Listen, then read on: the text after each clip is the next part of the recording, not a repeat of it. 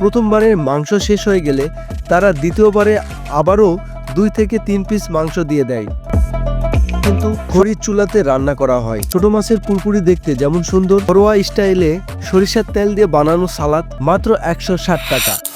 Hello viewers, আসসালামু আলাইকুম। আজকে আমি চলে এসেছি গরুর মাংসের ভুনা দিয়ে ভাত খাওয়ার জন্য একটি জনপ্রিয় ও পুরানো হোটেলে, সোনার দেশ হোটেল, যা অবস্থিত বনানীতে। বনানী ফুটওভার ব্রিজ থেকে একটু সামনে হাতের ডান পাশে গেলেই পেয়ে যাবেন এই হোটেলটি।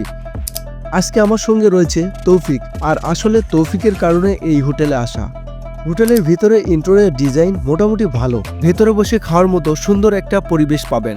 সো চলুন দেখে আসি তাদের গরুর মাংস দেখতে কেমন। আসলে এখানে গরুর মাংস কিন্তু খড়ির চুলাতে রান্না করা হয়।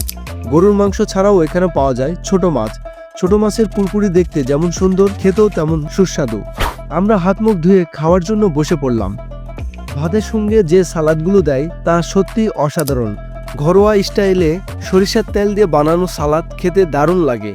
এখানে প্রতি বাটি গরুর মাংসের ভুনা হচ্ছে মাত্র 160 টাকা, আর ভাত হচ্ছে প্রতি প্লেট 20 টাকা।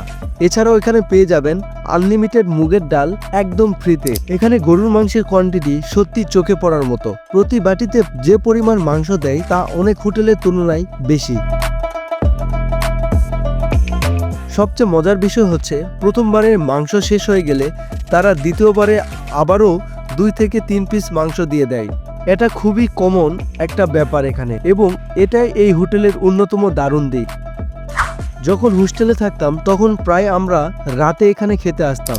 এখানকার গরুর মাংস, পরিবেশ এবং অতিরিক্ত মাংস দেওয়ার বিষয়গুলো সবসময় ভালো লেগেছে। আপনারা যারা এখনো সোনার দেশ হোটেলে আসেননি তাদের বলবো একবার অন্তত এখানে এসে গরুর মাংস দিয়ে ভাত ট্রাই করে দেখতে পারেন। দিনে বা রাতে যে কোনো সময় হোটেলটি খোলা থাকে। আজকের মতো এখানেই শেষ করছি। সবাই ভালো থাকবেন, সুস্থ থাকবেন।